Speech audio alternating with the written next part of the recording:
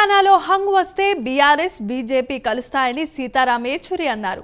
బీజేపీని ఓడించాలంటే కాంగ్రెస్ కు ఓటు వేయాలని కోరారు.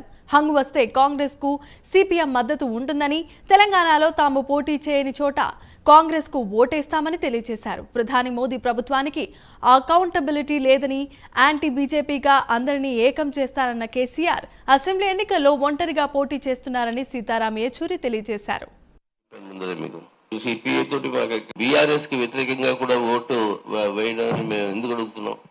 ఆ ప్రమాదం ఉంది, ఏదైతే మీరు చెప్పారు. అప్పుడు అంగీకారం వస్తే నిస్సందేహంగా బీఆర్ఎస్ బీజేపీ సపోర్ట్ తీసుకుంటుంది.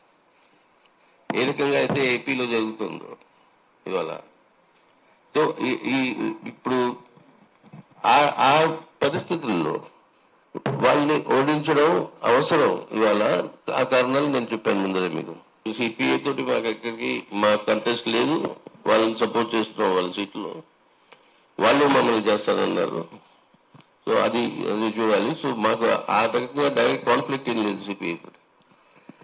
ఈ తెలంగాణలో ఏం జరుగుతున్నది, గతంలో ఆ వైఖరి తీసుకున్నది ఆ బీఆర్ఎస్ అందరినీ పొగించి యాంటీ బీజేపీగా అందరినీ కలుపుకుంటామని, అది ఆయన యూనిలాటరల్ గా వదులుకున్నారు. ఎందుకు వదులుకున్నారనేది ఆ ప్రశ్న కూడా సమాధానం వాళ్ళే చెప్పాలి. ఆ లైన్ వదులుకుని నేను ఇండిపెండెంట్ గా పోటీ చేస్తానని చెప్పి దిగారు. ఆ పరిస్థితుల్లో మేము లఘు శక్తులందరినీ యునైట్ చేయాలని మేము ప్రయత్నించాం. అది కుదిరింది సిపిఐ తోటి, మాతోటి కుదరలేకపోయింది. ఎందుకు లేదో అది నేనే అన్నాను, వాళ్ళని అడగాలి మీరని.